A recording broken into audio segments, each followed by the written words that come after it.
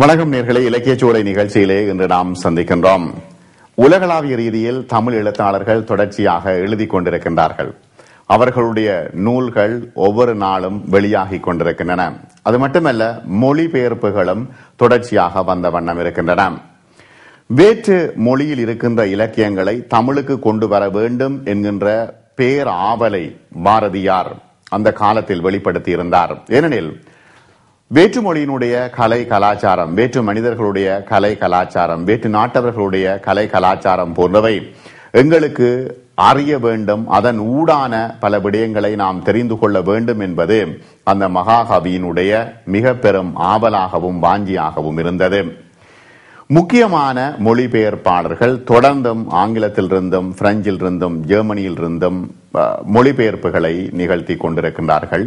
அது ஒரு ஆரோக்கியமான சூழலாக இப்பொழுது அறிய கிடைக்கிறது. அடுத்தது, இணையவழி மூலமான எழுத்தாளர்கள் தொடர்ச்சியாக எழுதி கொண்டிருக்கின்றார்கள். தமிழ் இணையத்திலே மிகவும் காத்திரமான பங்களிப்பை வழங்கி கொண்டிருக்கிறது. சஞ்சிகைகளும் தொடர்ச்சியாக வெளிவந்த வண்ணம் இருக்கின்றன. தமிழ் மொழி உலகளாவிய ரீதியில் தன்னுடைய ஆதிக்கத்தை வலுவாக்கி கொண்டுதான் இருக்கிறது. இந்த இடத்தில் இன்று சஞ்சிகை அறிமுகம் நிகழ்ச்சியில் நாளிகை வந்திருக்கிறது. எலிசபெத் மகாராணி வைர விழா பொலிவின் நினைவுகள் என்று மிக அற்புதமான உணர்வு பூர்வமான கட்டுரையை மாலி எழுதியிருக்கின்றார். இலங்கை வட்டுக்கோட்டையிலிருந்து மட்டக்களப்புக்கு என்று தமிழரசு கட்சியினுடைய மகாநாடு தொடர்பான ஒரு அருமையான கட்டுரை வந்திருக்கிறது. உலக விவகாரம், சிரியா தனிய மறுக்கும் வெறுப்பு, அணைய மறுக்கும் நெருப்பு என்று மிக முக்கியமான உலக ரீதியான ஒரு கட்டுரை. அரசியல் பார்வையோடு, முஸ்லிம்களுடைய அரசியல் பார்வையோடு, ஷியா சுன்னி முஸ்லிம்களுடைய பிளவுகள் எவ்வாறு ஏற்படுகின்றன என்பது தொடர்பான பார்வையோடு அந்த கட்டுரை வந்திருக்கிறது. இந்திய கிரிக்கெட்டின் எதிர்வு கூவல் என்று இன்னும் ஒரு கட்டுரை. விளையாட்டு, மதுரைக்கு மட்டுமா வந்த சோதனை என்று நித்யானந்தா தொடர்பான ஒரு கட்டுரை. கலாஷேத்ரா நல்லதோர் வீணை செய்தே என்கின்ற கலாஷேத்ராவினுடைய வரலாறு மற்றும் அங்கு நடக்கின்ற பிரச்சனைகள் தொடர்பான கட்டுரையும் சேர்த்து இம்முறை நாளிகை வெளிவந்திருக்கிறது. அது மட்டுமல்ல, நாளிகை தொடர்ச்சியாக வெளிவர வேண்டும் என்பது எல்லோருடைய விருப்பமாகும். சில வரிகளில் காலநதி பிரிட்ஸ்டலினுடைய மறைவு தொடர்பாக நவீன வேத வியாசன் மிக முக்கியமான ஒரு நினைவு கட்டுரையாக நான் அதை பார்க்கின்றேன். வேத மரபு என்பது சடப்பொருள், மனம் என்ற வரையறைகளை மேவி மனித ஆத்மா கண்டடைந்த வெற்றியே என்று கூறி சென்றவர் பிரிட்ஸ்டால் அவர்கள். ஃப்ரிட்ஸ்டால் அவர்கள், அவர் மறைந்து விட்டார், ஜெர்மனியைச் சேர்ந்தவர். தொடர்ச்சியாக அவர் தமிழுக்கு ஆற்றிய பங்களிப்பு மிக முக்கியமான பங்களிப்பு. ஆனால் தமிழ் புலமை உலகில் ஃப்ரிட்ஸ்டால் அத்துணை கவனம் பெறாதவராக இருந்தது கவலைக்குரியது என்று அந்த கட்டுரை முடிகிறது. ஆகவே வெளிநாட்டவர்கள் தொடர்ச்சியாக எங்களுடைய தமிழ் இலக்கியங்களை படிக்கிறார்கள், வெளி இடங்களுக்கு கொண்டு செல்கின்றார்கள் என்பது மிகவும் மதிப்புக்குரிய ஒரு விடயமாகும். இன்றைய இலக்கிய சோலை நிகழ்ச்சியில் அடுத்து நாம் வளமை போல கவிச்சோலைக்கு செல்கின்றோம். இன்றைய கவிச்சோலையிலே சோலைக்கிளியினுடைய கவிதைகளை நாம் பார்க்க இருக்கின்றோம். சோலைக்கிளியினுடைய கவிதைகள் மிகவும் நுண்ணியமான உணர்வு பூர்வமானவை. ஏனெனில் மனிதர்களுடைய வாழ்க்கையின் வெளிப்பாடுகளாகவே சோலைக்கிளியின் கவிதைகள் அமைந்திருக்கின்றன. அவருடைய உவமைகள் மிகவும் நுண்ணியமான உவமைகளாக கவிதைகளில் பொதிந்திருக்கின்றன. அது மட்டுமல்ல, அந்த உவமைகள் எங்களோடு பேசும்.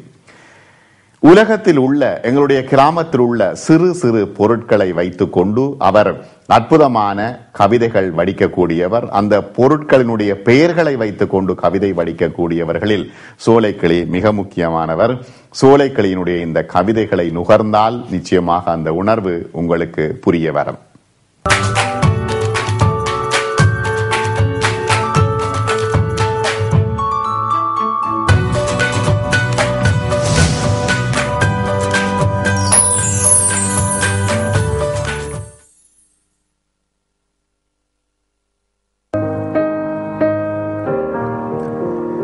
நானும் நண்டும் ஒரு தேர்தலும்.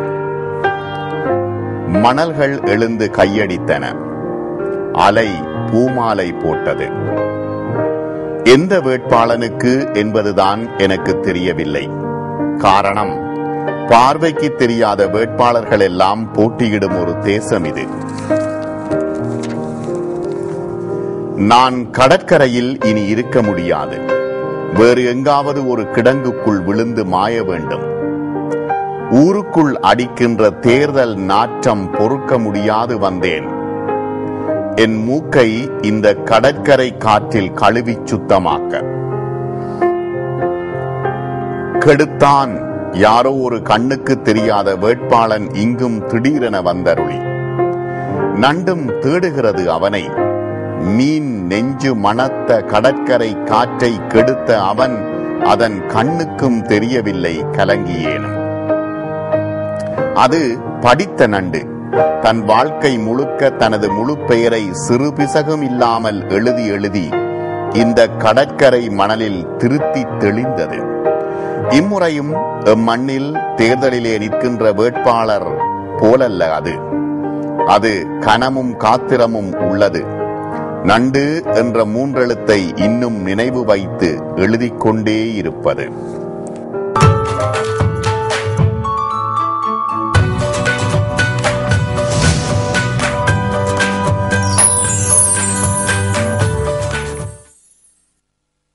சிறு மரங்கள் தீயணைக்கும் மழை. ஆலாக்கள் இறந்து கனகாலம். ஐயையோ, கோழி குஞ்சும் கருகி கனகாலம். வண்ணத்து பூச்சி தலை உருட்டும் சிறு தும்பி முழுவதையும் பொசுக்கி ஊருக்கு நெருப்பு வைக்கும். வானமே நீ பாடாதே மலைப்பாட்டு, தவளை இங்கில்லை மேளங்கொட்ட. என் வீட்டின் கூரையிலே ஆவி பறக்கிறது. இந்த வெள்ளத்தின் மேல் வெள்ளம், வெள்ளத்தின் மேல் வெள்ளம். வெள்ளம் வெள்ளம் ஒன்றின் மேல் ஒன்றாக போடும் மழைக்குள்ளே ஊரே எரிகிறது. குளிர் மழை, தேன் மழை, நான் விரும்பும் அழகு மழை எல்லாம் நீங்கி இப்பொழுது விஷமழை. நெளிய நிலத்துக்குள் மண்புழுவும் இல்லை. அது பொசுங்கி சாம்பல் பறந்தது. எல்லாம் அளவோடு இருந்தால்தான் அனைத்திற்கும் நல்லது. இந்த மழை மாதம் மாதமாய் கனத்து கனத்து தீயாய் ஒழுக, ஒழுகி ஒழுகி உஷ்ணத்தை கூட்ட, முழு மரமும் இப்போது தீயணைக்கும் படை வீரர் ஆகி வாகனத்துள் பாய்வதற்கு ஆயத்தம். என் வீடெறிந்தால் தப்பும் இனி சிறு மரமும் தீயணைக்க.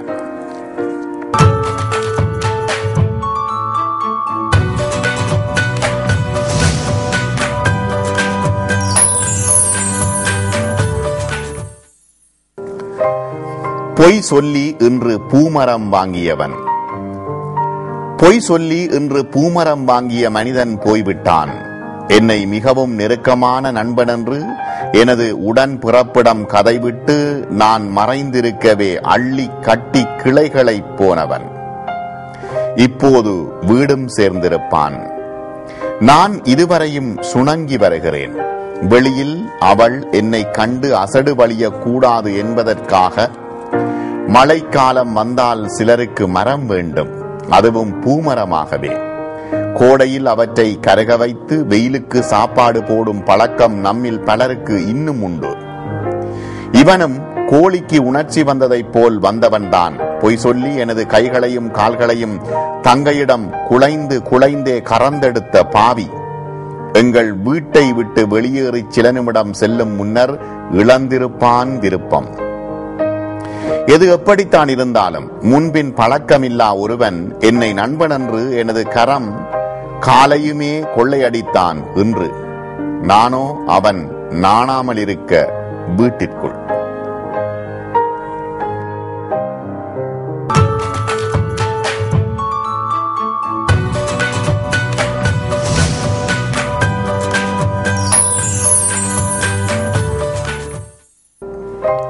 சப்பாத்துக்கள் பற்றிய எனது அபிப்பிராயம். சப்பாத்துக்களே கால்களுக்கு வசதி, அழகும் கூட. நாய் குறைத்து துரத்தினால் கூட ஓட தேவையில்லை, எட்டி உதைக்கலாம் நாய்க்கு. சப்பாத்து அணிந்தால் கால்களுக்கு தனிப்பலம். முள்ளை கசக்கி கொண்டு போவதுதானே சப்பாத்து. நெல்லில் மிதிப்பட்டால் உமி தெறிக்கும் ஒரு பக்கம். வீதிகளில் கிடந்து கால்களை குத்தும் சின்ன கற்களுக்கு கூட சப்பாத்து என்றால் பயம். அது ஏறினாலே தவிடு பொடியாகும் அவை.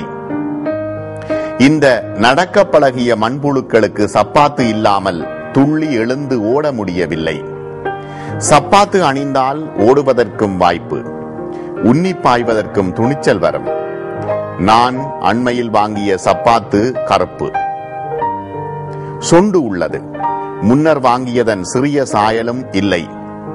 மண்ணுக்குள் நெளியாமல் தலைமுறையை மாற்றி இரும்பை தூக்கி போகின்ற மண்புழுவே, கேட்டாயா சப்பாத்துக்கள் பற்றிய எனது அபிப்பிராயத்தை?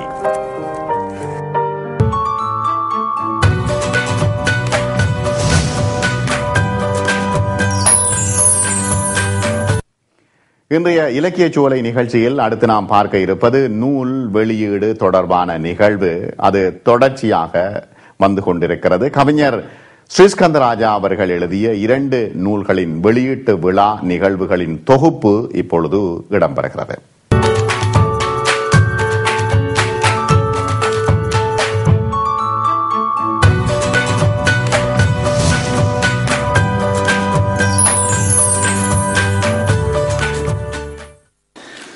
அடுத்ததாக இந்த 2வது புத்தகம் சீன்ஸ் ஆன் தமிழ் கிளாசிக்ஸ் என்ற புத்தகத்திலே தமிழ் சங்க இலக்கியங்களில் இருந்து மிக கலித்தொகையிலிருந்து, அகநானூற்றிலிருந்து, புறநானூற்றிலிருந்து, நாலடியாரிலிருந்து, குறுந்தொகையிலிருந்து மிக அற்புதமான பாடல்களை அவர் ஆங்கிலத்திலே மொழிபெயர்த்திருக்கிறார்.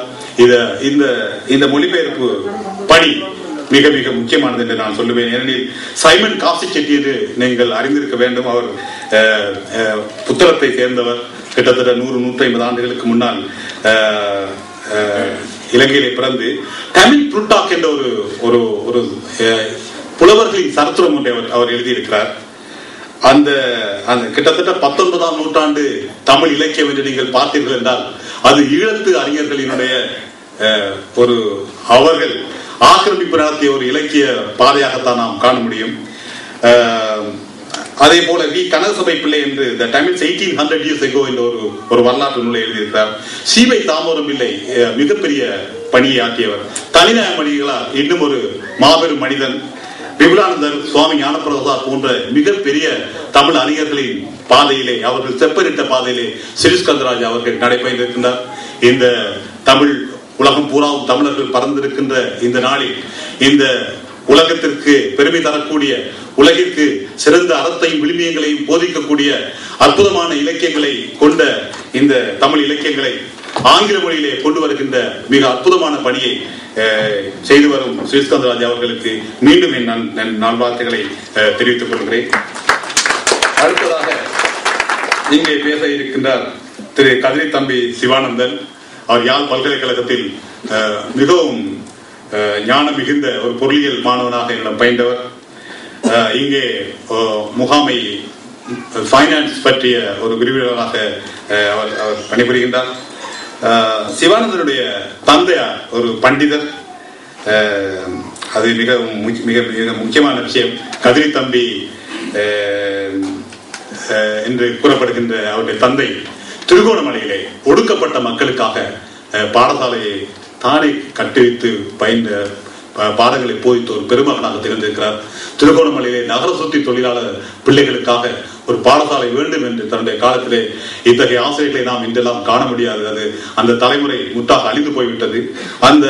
அந்த பாரம்பரியத்தில் வந்த சிவானந்தன் அவர்கள் பொருளியலிலே பயின்றால் ஒரு விஞ்ஞான மாணவராக இருந்த போதிலும் அவருடைய தமிழ் புலமையை நான் பல இடங்களிலே வியந்திருக்கிறேன்.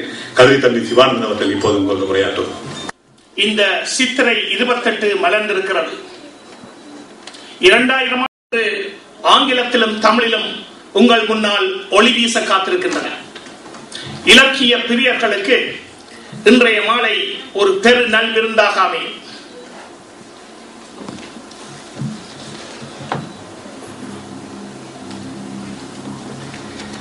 Scenes from Tamil Classics என்ற இந்த ஆங்கில நூலை என்னுடைய கையிலே நான் எடுத்து புரட்டுகின்ற பொழுது மெல்ல மெல்ல ஒரு கனவு உலகத்துக்குள்ளே போகின்றேன் என்கின்ற உணர்ச்சி எனக்கு ஏற்படுகின்றது.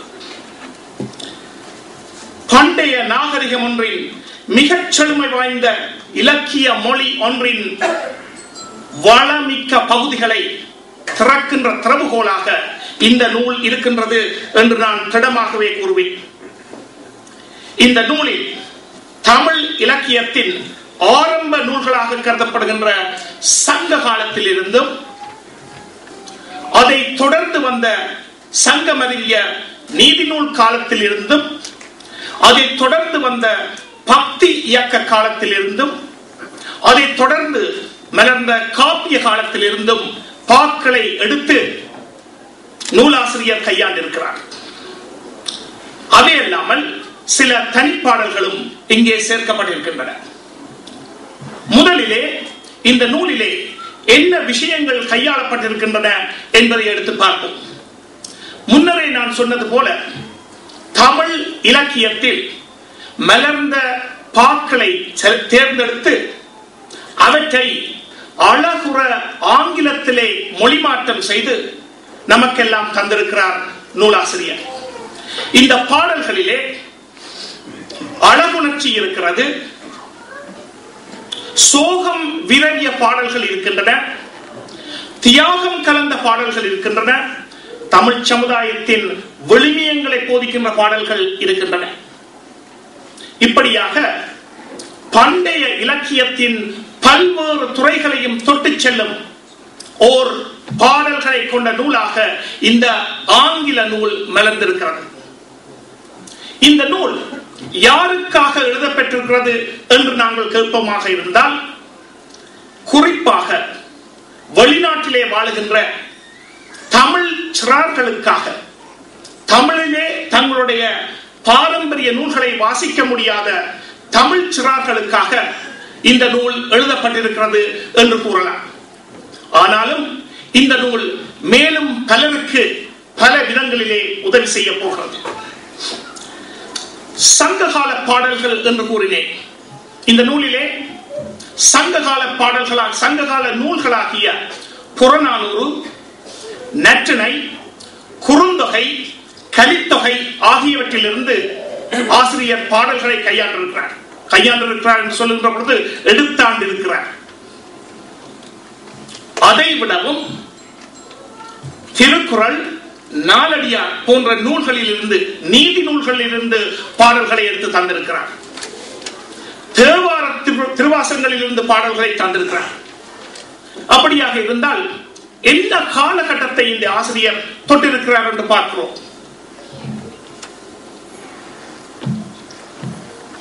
சங்க காலத்துக்கு பல வகை காலங்களை சொன்ன போதிலும் கிமு 500 என்பது மிக பெரிய ஒரு விஷயமாக பலராலும் ஏற்றுக்கொள்ளப்பட்ட ஒரு விஷயம்.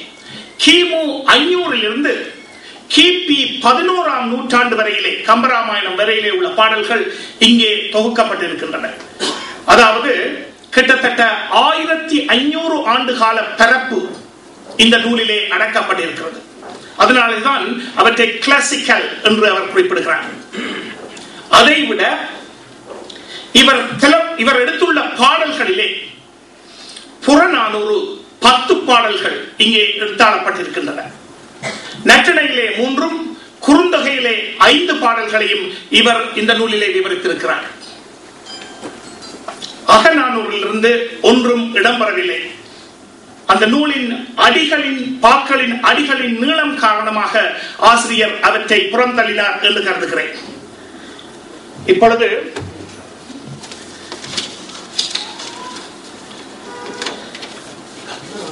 சங்ககால மரபை பற்றி மிகச் சுருக்கமாக இரண்டு வசனங்கள் பேச விரும்புகிறேன். அகத்திணை மரபும் புறத்திணை மரபும் சங்ககால இலக்கியங்களிலே வேரூன்றி நிற்பதை காணலாம்.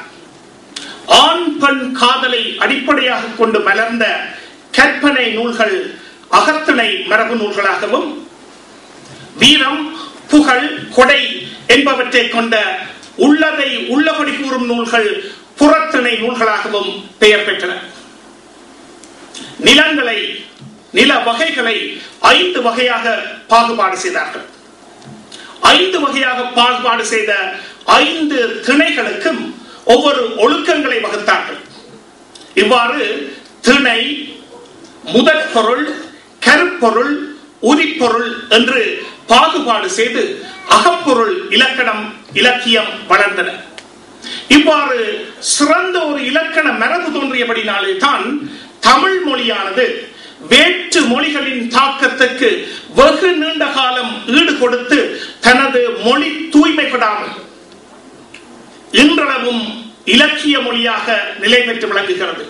அதே நேரத்திலே வேறு சில மொழிகள், இத்தகைய இலக்கண பாரம்பரியம் இல்லாத வேறு சில மொழிகள் முற்றாகவே தங்கள் மொழி தூய்மையை இழந்துவிட்டன.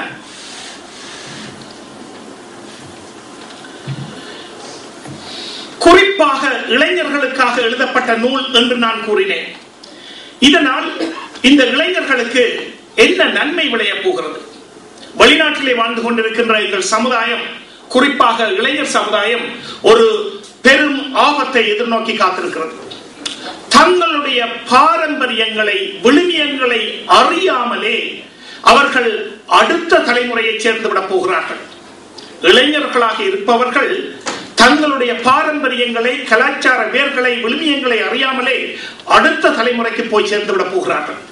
தமிழிலே தங்களுடைய பாரம்பரியங்களை, கலாச்சார வேர்களை அவர்கள் வாசிக்கக்கூடிய ஆற்றல் அவர்களுக்கு இல்லை. ஆகவே ஆங்கிலத்தின் மூலமாகவே அதை அவர்களுக்கு புகட்டியாக வேண்டும். இந்த அரும்பணியை அழகுற, பிழை அற, மிக வெற்றிகரமாக நூலாசிரியர் செய்து முடித்திருக்கிறார்.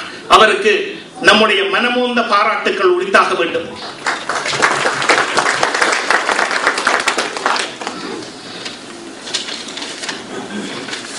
அடுத்தபடியாக இந்த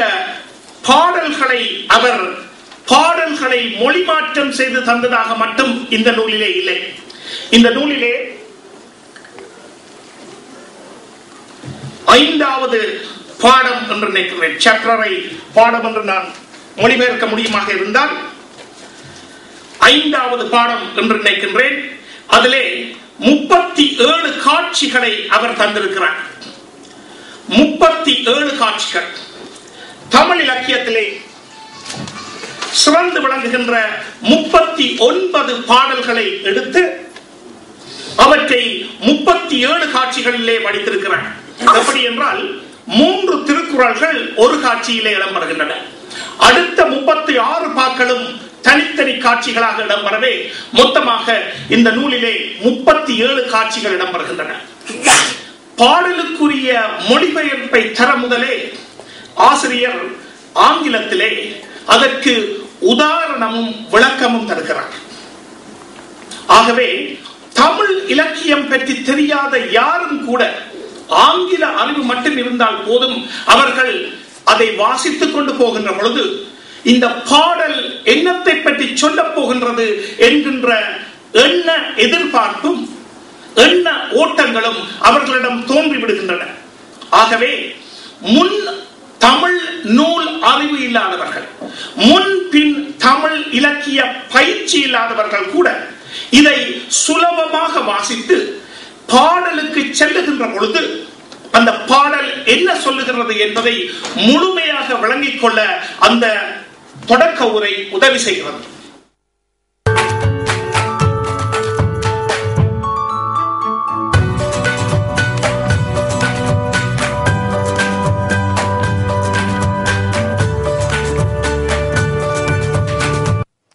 நல்லது நேயர்களே, இத்தோடு இலக்கிய சோலை நிகழ்ச்சி நிறைவுக்கு வருகிறது. உங்களுடைய வெளியீட்டு விழாக்கள் நிகழ்வுகளையும் எங்களுக்கு தெரியப்படுத்துங்கள்.